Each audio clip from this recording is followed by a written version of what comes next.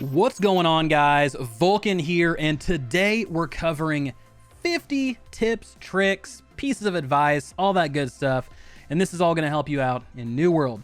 So I've played for over 200 hours, and these were some of the best things that other players taught me, or things that I found out the hard way. So keep these in mind. You're going to have a great time, but make sure to abide by a few of these tips and tricks so that way you don't get burnt out. Okay, so let's go ahead and jump into number one, and that is upgrade your camp.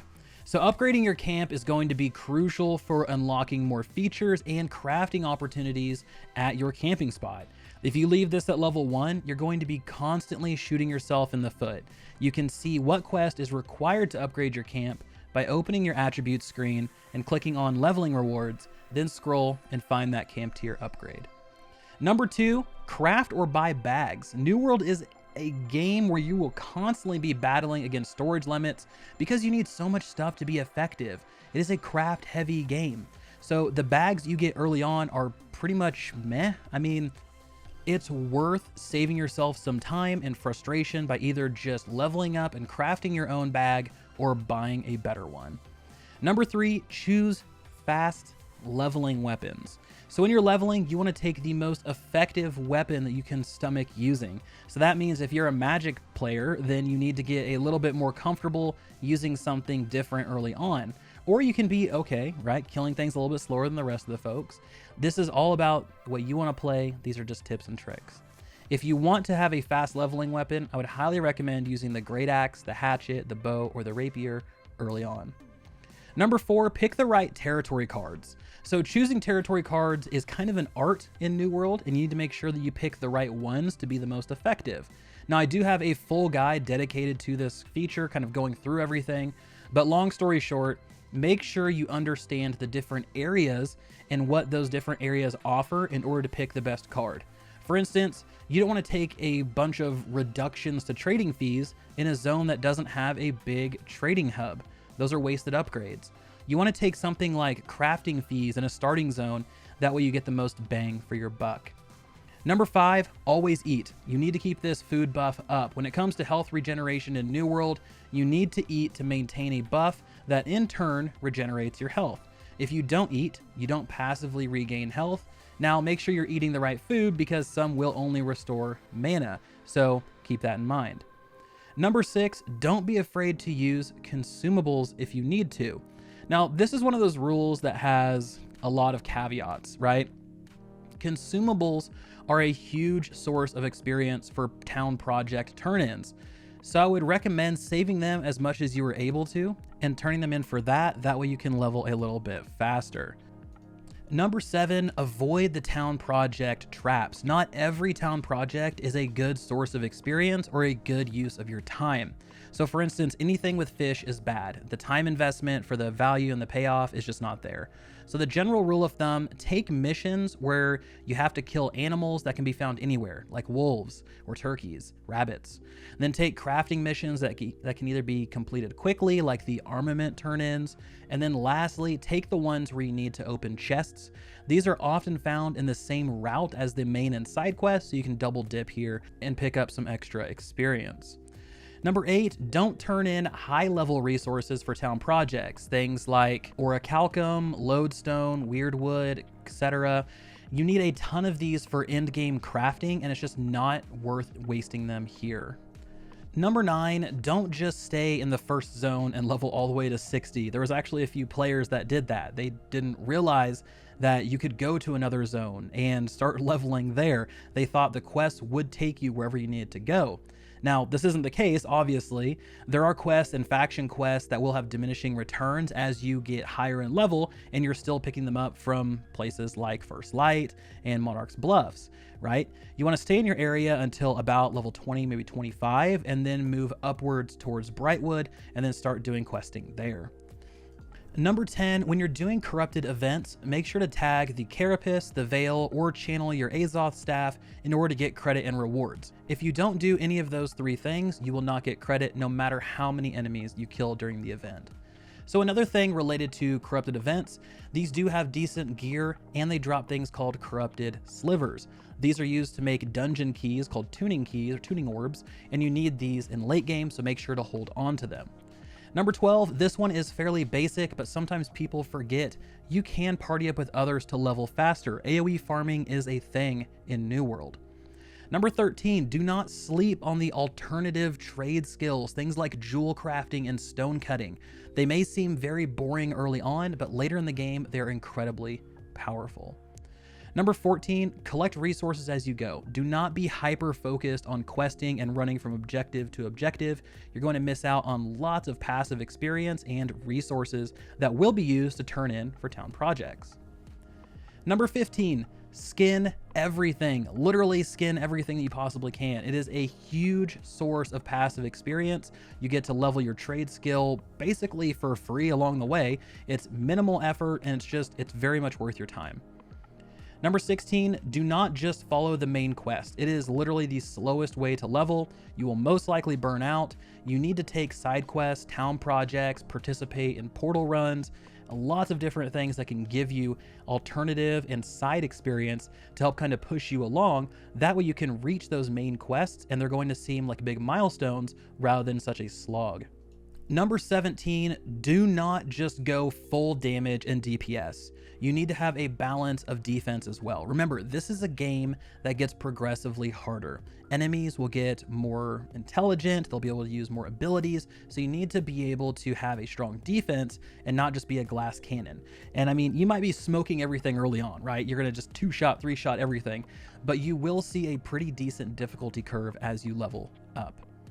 Number 18, don't worry too much about specific gear and weapons early on. Just take the more powerful item and keep moving. This obviously excludes things that you're not using. So if you have all of your points into strength, don't pick up a magic weapon.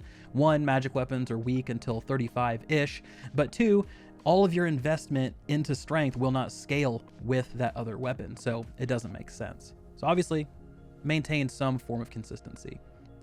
Number 19, make sure to sell excess resources for extra gold. Another man's trash, so they say. So if you go out and you have a ton of fibers and you want to make some extra gold, make sure to put those on the trading post. Don't just put them in your storage shed and hang on to them. Now, you can always go out and farm some more, but this is an easy way to make lots of gold very early on, especially during launch week and launch day. Number 20, only sell resources in one of the starting towns. Don't post anything in trading posts outside of those because honestly, they're not going to sell well until you reach in-game zones. A lot of the trading and the market activity happens in those starting areas. Number 21, storage sheds are connected if the same faction owns both territories, so keep that in mind as you're storing things and removing things. Number 22, buy a house. You're gonna get some amazing benefits if you own a home, but make sure to buy it where you want it and be strategic about that location within the settlement itself. Do you want better views or do you want to be closer to all of the points of interest in the crafting hubs? Number 23, don't forget about heavy attacks. I see so many people just spamming light attack until something is dead. Lots of times, heavy attacks gain additional buffs from passive trees. Number 24, roll cancel everywhere you go for extra movement speed. So if you don't know how to do this, here you go. So halfway through your roll, press X, you're gonna cancel the animation, then wait until you have about 51 stamina, and then repeat the process 2 more times. I would highly recommend not running out of stamina and simply just waiting for it to refill to 51 each time. This helps you avoid the stamina bug that's happening right now. And as you get higher, you're going to take less stamina to roll, and this is just a good habit to get into. Number 25, make sure you understand the armor weight system and choose the one that's best for you. So for healers and tanks, for instance, you can go heavy armor for extra CC duration. For DPS, medium or light makes the most sense because you're going to deal increased damage and have a partial CC duration increase. Number 26, if you want to take part in a war, you need to sign up at the war board. You can't just click a button to join it when it starts. So make sure to open your map, click on the settlement, see what time the war begins, and go sign up if you would like to participate.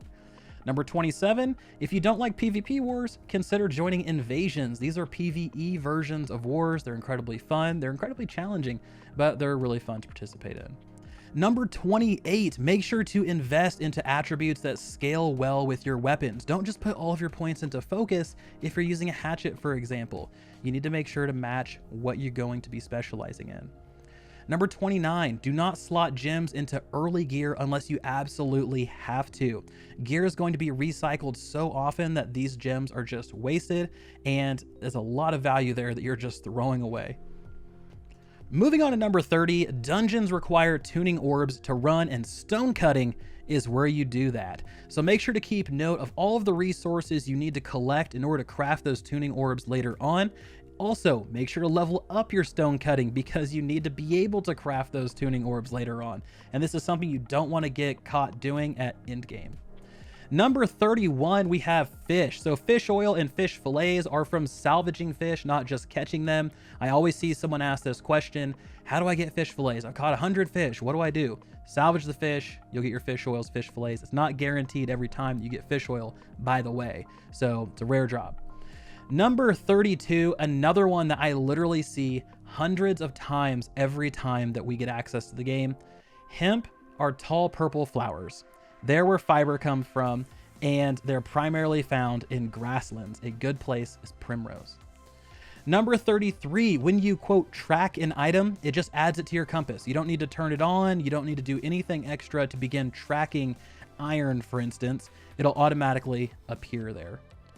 Number 34, keep an eye on trading and crafting fees for zones because some companies will crank these up super high in order to make gold really fast right at the beginning of launch. So you need to make sure that you're not the chump that they're going to steal money from. Do your crafting and trading elsewhere if it's too high. Don't feel like you're tied down to an area. You can go to any of the starting zones and continue questing there. Number 35, upgrade those tools. So flint tools are not the only ones that you get. You can craft and buy better ones that'll allow you to gather faster and have a higher chance at rare materials. Moving to number 36, if you want gems, mine silver. It's the best place for it. I see a lot of people asking this question: where do I get these things? Silver, silver, silver.